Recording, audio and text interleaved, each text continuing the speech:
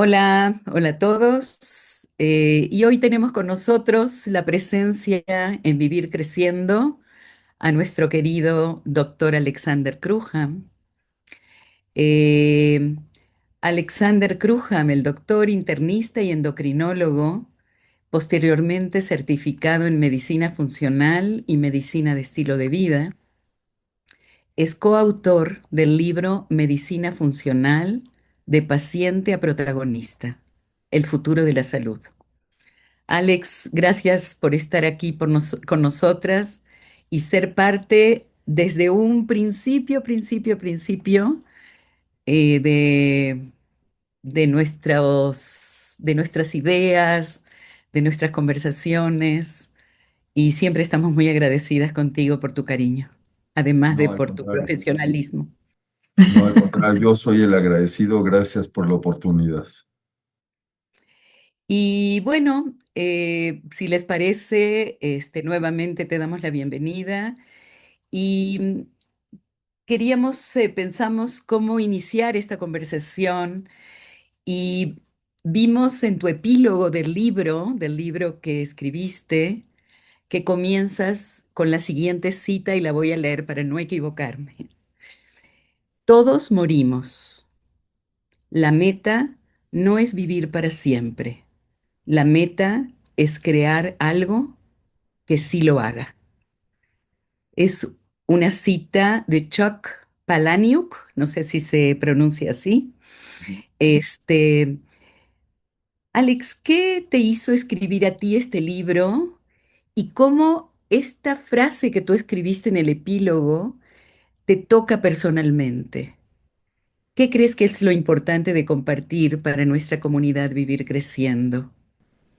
Bien, el libro se escribió por un deseo de comunicar realmente lo que representa este nuevo modelo de atención médica, pero sobre todo para darle a las personas en general, a la sociedad, una nueva opción, es pensar de una manera diferente y pensar que no necesariamente tenemos que ser víctimas de enfermedad y víctimas de un sistema paternalista que no valora realmente nuestras creencias, nuestros valores, sino que nos impone normas o guías definidas por la industria farmacéutica y en las cuales pareciera que los últimos que tenemos voz y voto en ese sentido pues somos los usuarios finales o los que requerimos de esos servicios de atención.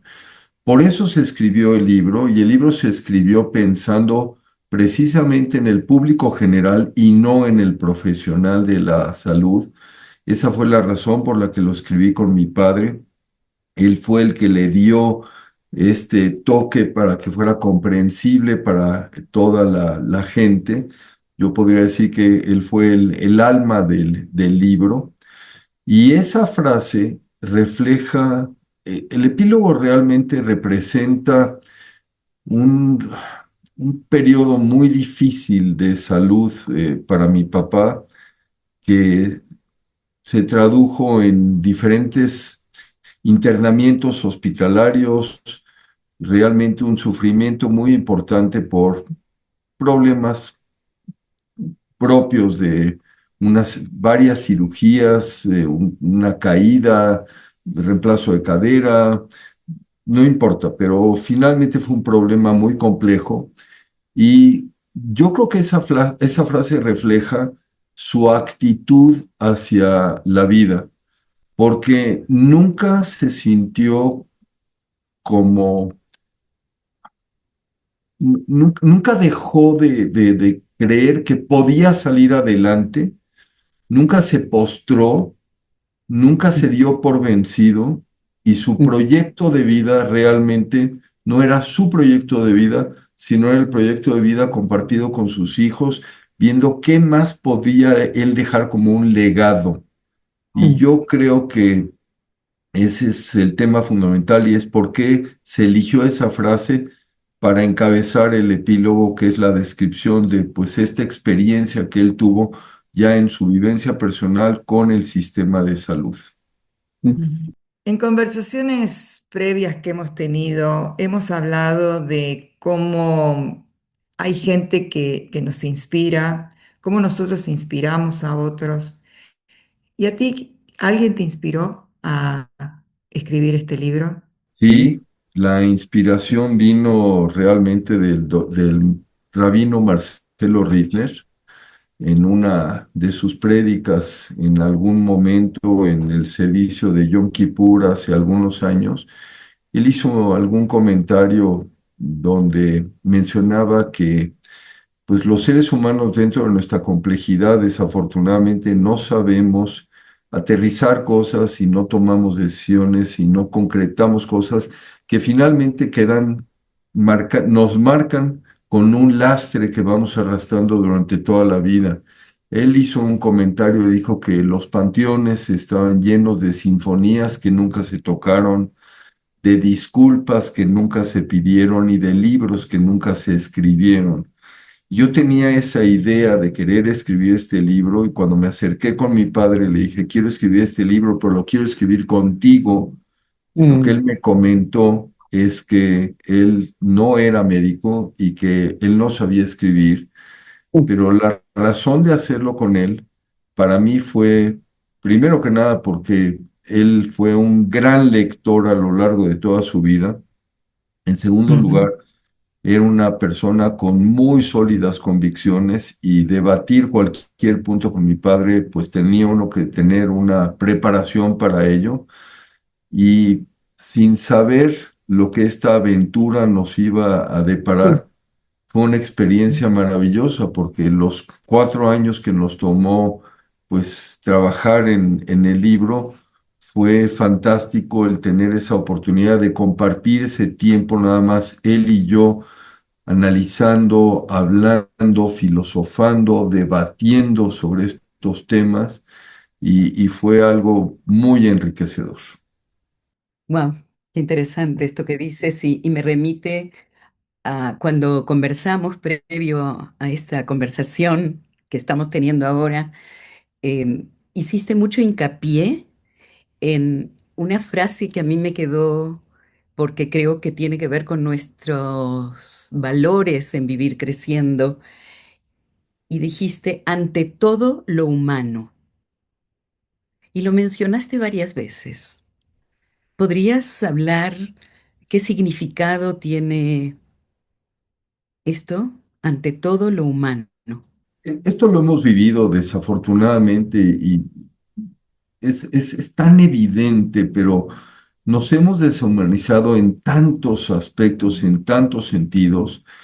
Obviamente, en todos los quehaceres, digamos que en los que como especie hoy estamos involucrados, pero pues si hay algún área donde esto se hace cada vez más evidente, desafortunadamente, es en la medicina. Y lo Sí. digo porque además en la medicina cuando estamos en el rol de pacientes, nos encontramos en una situación de profunda vulnerabilidad. No nada más por el hecho de que estamos sufriendo, de que no estamos. Vamos, hay situaciones en las cuales nuestro organismo no está funcionando como quisiéramos o como debería de ser, sino el solo intercambio, el tener que abrirnos, el tener que hablar de muchas cosas, nuestras cuestiones más íntimas, Mm, muchas veces con un extraño. Piénsenlo por un momento, la exploración física, donde estamos con un individuo que se encuentra perfectamente vestido y nosotros estamos semidesnudos. Es una situación de vulnerabilidad. Y si ujú, eso lo extrapolamos no nada más del área física, sino al área emocional, es lo mismo, es esa misma desnudez que en un momento dado tenemos que tener o que nos obliga este intercambio a tener precisamente para poder recuperar la salud. Es aquello que tenemos que hacer y cómo nos tenemos que sacrificar en pro de recuperar la salud. Bueno, pues esa relación desafortunadamente se ha visto manchada por una deshumanización que nace de muchas cosas. Primero que nada, de la tecnificación, En segundo lugar, de el tiempo y pues lo que es los modelos de negocio que imponen al profesional de la salud un periodo restringido para poder atender a su paciente. Y por el otro lado, pues sí, el tema de influencias externas, como mencionaba yo en este caso, de la industria farmacéutica, que hacen que se pierda ese contacto de una persona con otra. Y yo creo que es uno de los puntos más graves que han venido a pues mancillar la imagen de la medicina. Y piénsenlo por un momento, o sea, en otra época el médico no solamente era el proveedor de salud o de servicios de salud, era realmente un guía, era un confidente, era el amigo de la Ujú. familia. Y eso se ha perdido desde hace mucho tiempo. Y estos nuevos modelos de atención de medicina funcional, medicina de estilo de vida, se centran en la persona, se centran en el individuo y uno de los objetivos fundamentales es recuperar esa relación médico-paciente. Y yo me atrevería a decir que todo esto parte con una frase célebre de William Osler, el padre moderno de la medicina, quien decía que es más importante saber quién es la persona que tiene la enfermedad que qué enfermedad tiene la persona. Wow. Entonces, a través de esto Qué recuperamos, fantástico. o sea, ¿Lo podrías repetir? sí, por supuesto, sí, por supuesto. ¿Quién es la persona que tiene la enfermedad? Que qué enfermedad tiene la persona. Porque ¿qué es lo que ha pasado? Piénsenlo por un momento. O sea, etiquetamos, o sea, ¿qué es lo que hace el médico hoy en día? Recupera información a través de digamos, el interrogatorio, explora al paciente y obtiene datos provenientes de diferentes tipos de estudios. Y todo esto lo lleva simplemente a poner una etiqueta, establecer un diagnóstico. Y en el momento que establece ese diagnóstico, elige dentro de, pues digamos, un armamentario de medicamentos o de procedimientos para hacer sus indicaciones en términos de tratamiento. Pero cuando el médico se sienta y le pregunta a la persona, bueno, ¿y cuál es tu sistema realmente de valores, de creencias? ¿Para ti qué es importante? ¿O cuáles son las prioridades en tu vida? ¿O en qué etapa estás en este momento para afrontar lo que serían cambios en tu estilo de vida? O sea, asumimos que todo mundo está a nuestra disposición y listo para implementar los cambios. Y eso está muy lejos de la verdad. Y eso, pues nada más lo podemos definir en la medida en la que, insisto nuevamente, volvemos a recuperar esa relación del médico con la persona. Claro. Eh, Esto me deja pensando en que, y creo que lo tocas también en tu libro, ¿no? El paradigma que hoy vivimos en la medicina, tanto pacientes como médicos. Y lo que pienso a veces es que los médicos necesitan otro tipo de instrucción, hay que cambiar la forma. ¿Cómo lo ves vos a esto? Porque está bien, en la medicina estilo de vida el paciente tiene que tomar una actitud más activa. Es cierto eso. Pero ¿qué pasa con el médico? El médico, ¿cómo los preparan para eso? Porque de lo que yo entiendo, por el momento no se los prepara para esto que acabas de decir. No, y tienes toda la razón, Ale, porque se ha perdido de manera muy importante. Mira, yo no soy ningún jovencito, entonces, o sea, yo terminé mis estudios, realmente mi preparación en la universidad a principios de los ochentas. Y te puedo Ujú. decir que si en aquel entonces no había realmente gran cosa, yo llevé un semestre de ética médica y si me preguntas realmente qué es lo que me llevé de ese semestre, de esa instrucción, la realidad es que no lo tengo muy claro. Yo no creo que me hayan dado elementos formativos y yo creo que yo lo tuve que ir adquiriendo a lo largo de mi ejercicio profesional. Pero si eso era a principios de los ochentas, yo asumo, y por lo que sé, esto no nada más no ha mejorado, sino yo creo que ha empeorado de manera muy importante por cuestiones como lo que comentaba yo hace un momento. O sea, piénsenlo ahora, a ver, principios de los ochentas no existía la medicina administrada, el managed care. Ese managed care aparece hacia finales de los 80 en los Estados Unidos y lo que sucede es trágico porque quien toma el control de la medicina son los administradores que empiezan a generar, a crear grandes organizaciones, grandes corporativos, proveedores de atención médica, donde los médicos empezaron a funcionar como asalariados. Los médicos eran contratados por estas compañías, Ujú, llegando incluso a la situación que hoy impera en muchos lugares en el mundo, donde el médico tiene que pedir una autorización para solicitar determinados estudios, se le exige ver un determinado número de casos de pacientes al día, tiene un horario muy restringido, el tiempo, la duración hoy, en este momento, de una consulta de medicina interna en Estados Unidos es más o menos entre 7 y 15 minutos. Y yo pregunto, ¿qué es lo que puedes conocer de una persona en 7 a 15 minutos? ¿De acuerdo?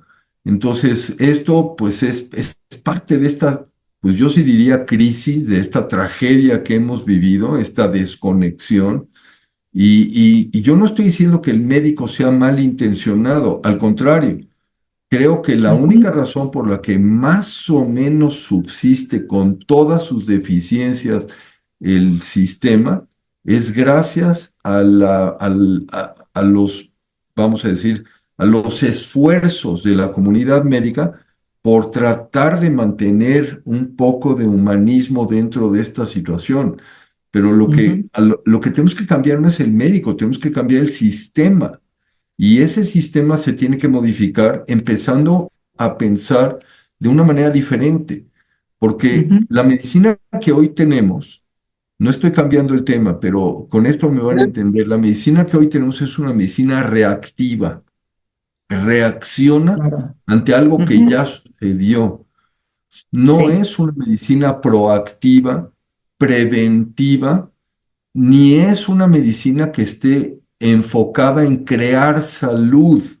Al médico se nos enseña lo que se llama patogénesis o patogenia. Es la descripción de la enfermedad. Un poco, y me van a dar también la razón en ese sentido, como la psicología. O sea, ¿cuál fue el impacto, por ejemplo, de la psicología positiva?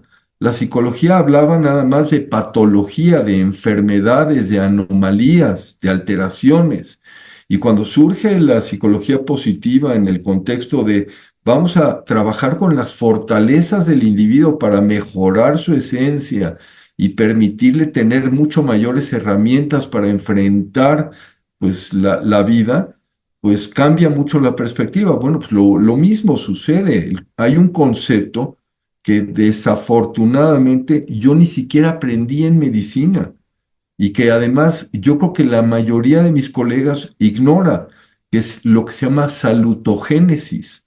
Este concepto viene de mediados de los setentas de un ujú. autor, Antonovsky, precisamente en Israel, en Rehovot, que él hace esta propuesta y trabaja sobre todo esto y dice, tenemos que crear salud y tenemos que modificar el sistema. Entonces, yo creo que el sistema es el que está enfermo, pero nos está enfermando a todos. Claro. Wow, claro. Y hay una realidad en este momento. Y la realidad es que la inteligencia artificial está tomando mucho espacio. ¿Cómo se incorpora esta inteligencia artificial o todo esto que está sucediendo ahora sin reemplazar este criterio humano? A ver, la inteligencia artificial, yo estoy de acuerdo contigo, no es el futuro, ya es la realidad y es el elefante en la habitación. Y si lo vemos Sí. hoy desde el punto de vista, vamos a decir, práctico, esta inteligencia artificial hoy ya está desplazando a muchos profesionales de la salud. Si tú le das una radiografía, un estudio complejo radiológico a la inteligencia artificial, no hay duda, y esto ya está demostrado, te va a dar una interpretación mucho más fina, mucho más precisa que el mejor radiólogo que tú puedas encontrar. Si tú pones esa inteligencia artificial, por ejemplo, en el quirófano, tiene Mm, la capacidad de realizar suturas también mucho mejores que las de el más experimentado de los cirujanos. wow. Hay hoy ya en China un hospital que se llama el Agent Hospital, no tiene un solo médico y es manejado por inteligencia artificial, dando consultas virtuales. Esto es un proyecto piloto, pero ya está operando. No es una situación que alguien conceptualizó y vamos a ver si va a ocurrir en el futuro. Esto ya está ocurriendo en este momento.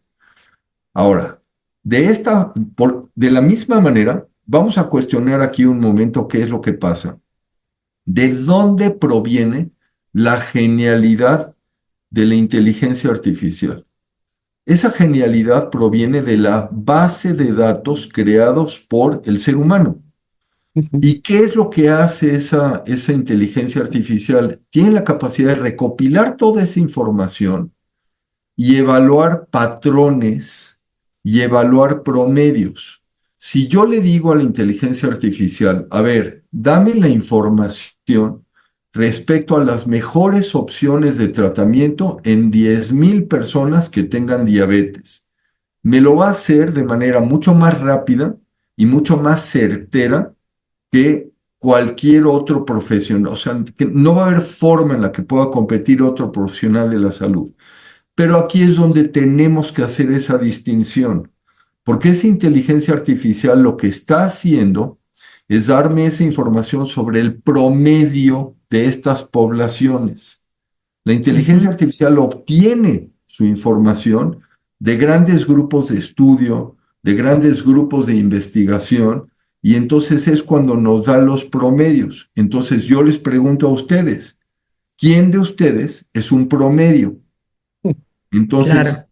si yo reconozco lo que comentábamos hace un momento, que es más importante conocer quién es la persona que tiene la enfermedad, entonces lo que tenemos que reconocer es que hay una individualidad, una unicidad genética, una unicidad bioquímica, una unicidad en términos además de mis vivencias.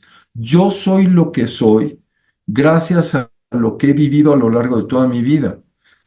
O sea, todas mis frustraciones, mis fracasos, mis éxitos son los que me hacen ser lo que hoy soy. Y en Ujú, ese sentido, la inteligencia artificial puede ayudar. Entonces, lo que yo considero es que el profesional de la salud va a ser desplazado si no utiliza la inteligencia artificial. Entonces, yo creo que tendríamos que cambiar el concepto. Y en lugar de pensar en inteligencia artificial, tendríamos que pensar en inteligencia avanzada. Y esto significa que el profesional de la salud que sepa utilizar esa inteligencia artificial es el que va a sobresalir sin, pero al mismo tiempo o sea, con el reto de mantener ese humanismo. Si así lo hacemos, yo no creo que tengamos que ver esta inteligencia artificial como un agresor o como, una digamos, amenaza. algo negativo, exacto, como una amenaza, sino por el contrario, como algo súper poderoso que puede enriquecer nuestra práctica siempre y cuando, insisto, individualicemos y no perdamos ese humanismo. Me encanta. Eh, la verdad que esto es sumamente interesante y creo que lo que acabas de decir de que la inteligencia artificial te da un promedio aplica para todas las profesiones también, o sea, no solamente para la medicina. Y a mí me gustaría que, o sea, y todo esto requiere, por supuesto, de un cambio en los estudios, otra vez, porque, o sea, el médico debe prepararse para otra cosa distinta en su, digamos, preparación. Pero quisieras hablarnos un poco en medicina de estilo de vida, ¿cuál es el rol del paciente en su propia sanación o en su propia, digamos, salud y su estilo de vida? ¿Qué rol tiene el paciente en esto? Porque en la medicina convencional el paciente va, el médico le dice, tenés tal cosa, toma tal medicamento y se acabó. Pero en la medicina de estilo de vida el paciente tiene un rol. ¿Cuál sería para ti ese rol?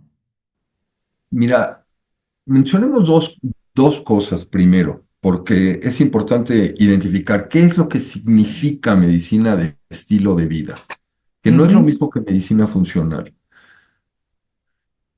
Hoy ha cambiado completamente el espectro de enfermedades que nos afectan. En el pasado, cuando surge el modelo convencional de salud que todos conocemos, los problemas fundamentales eran infecciones y traumatismos. Eran mm, los más importantes. Y en ese contexto, pues la medicina con la que crecimos, la medicina alópata, fundamentada en fármacos y por cierto procedimientos también, pues realmente fue maravillosa. O sea, tú quieres, si tú tienes una infección grave, si tú tienes un infarto cardíaco, si tienes una trombosis cerebral, no hay duda que el lugar donde quieres estar es en un hospital moderno de hoy en día, ¿de acuerdo? ujú, Pero el punto, sin embargo, es que todos estos problemas o muchos de estos problemas surgen como consecuencia de algo más. O sea, es un proceso de evolución en el cual se pudo haber intervenido mucho tiempo antes y no esperar a llegar a esas consecuencias. Bueno, pues lo que hoy estamos enfrentando es que el 80% de los padecimientos que vemos y que agobian además los sistemas de salud de todos los países del mundo son enfermedades crónico-degenerativas.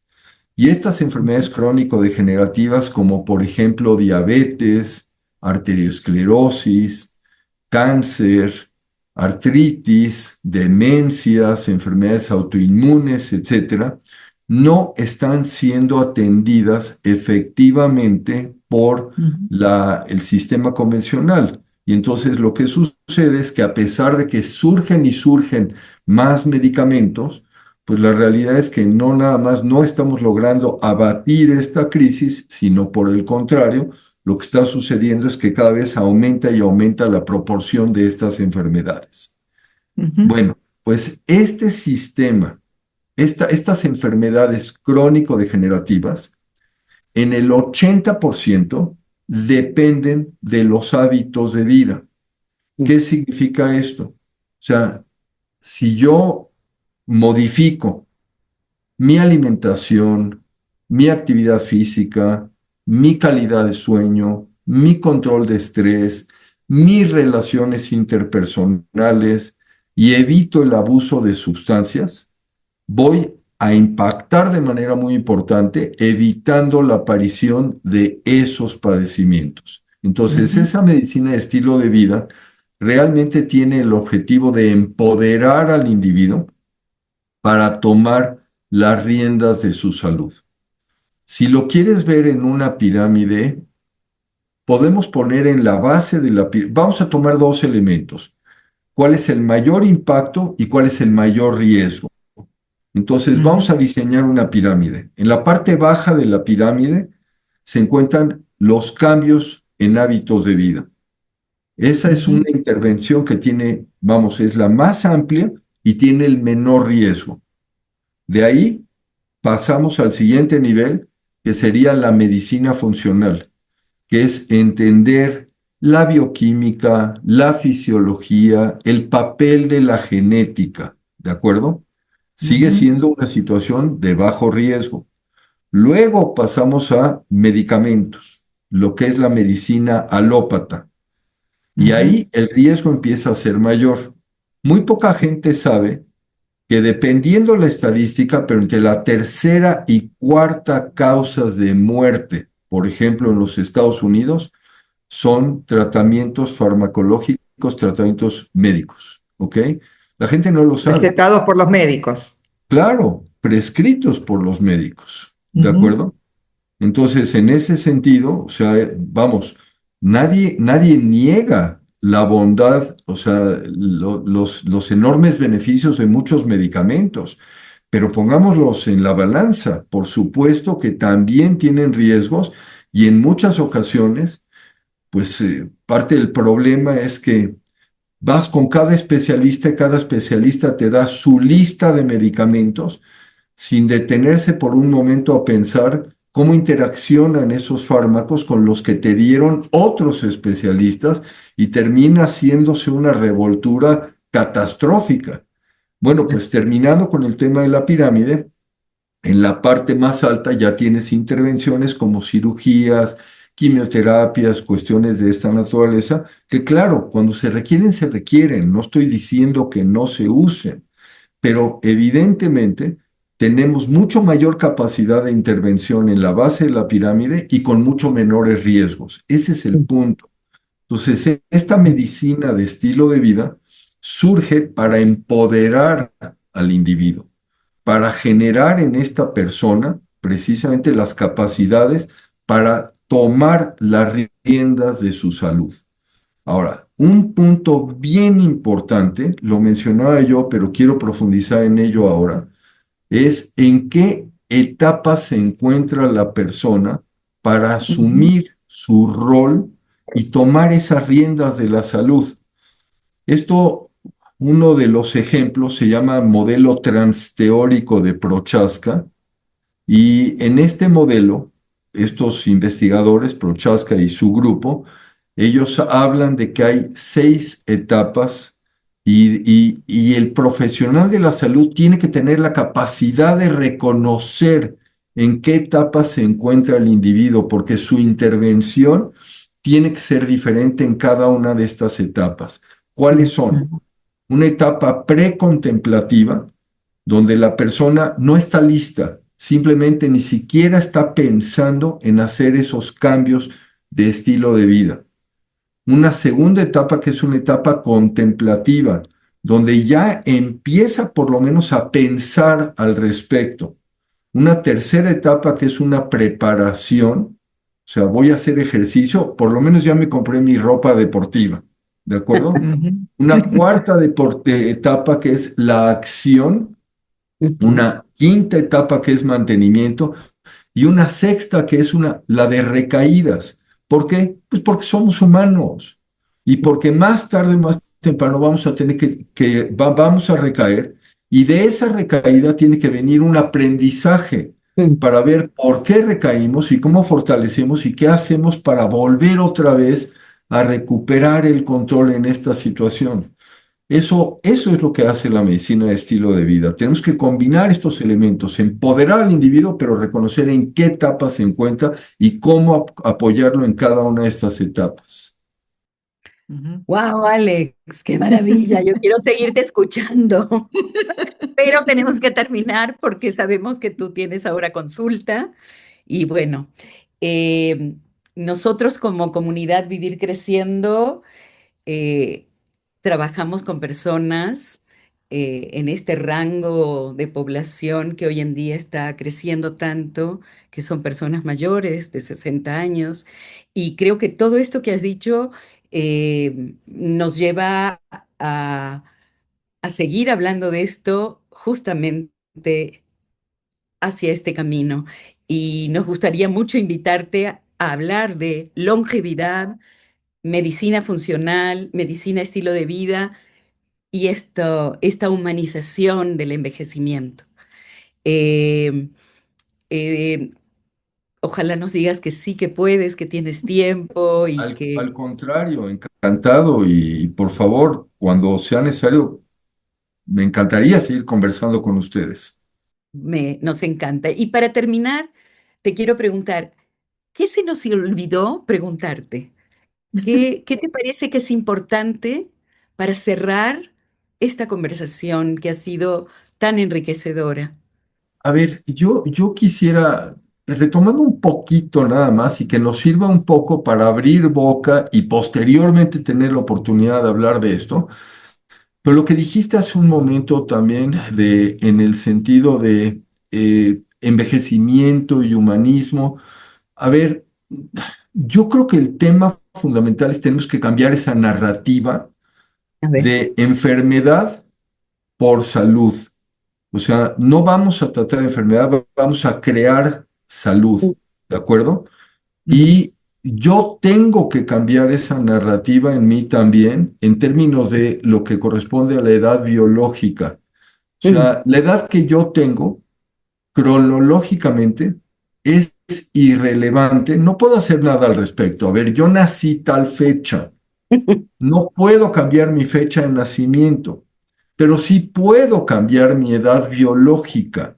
Y yo creo que esto es algo que tenemos que entender, tenemos que profundizar, porque ahí es donde cada uno de nosotros asumimos esa responsabilidad sobre no nada más quiénes somos, sino cómo queremos vivir y cómo queremos impactar al entorno que nos rodea. Y que esto nos sirva un poco para pretexto para seguir esta conversación, pero creo que por ahí es por donde tenemos que seguir hablando. Muchísimas gracias, Alex, Alex. mil Alex, gracias. Sí, la verdad es que ha sido súper enriquecedor y nos gustaría realmente seguir charlando contigo. Siempre es un gustazo, realmente. Muchas gracias, muchas, muchas. Pónganle fecha y encantado de estar nuevamente con ustedes. conste que ponemos. Muy bien. Muchas Gracias, gracias, Alex. Alex. Muchas gracias. Muchísimas gracias por tu Al calidad contrario, humana ante todo. gracias a Muy bien. ustedes y estamos en comunicación entonces. Entonces, Cariño. gracias, Alex. Que Hasta tengas luego. buen día. Bye.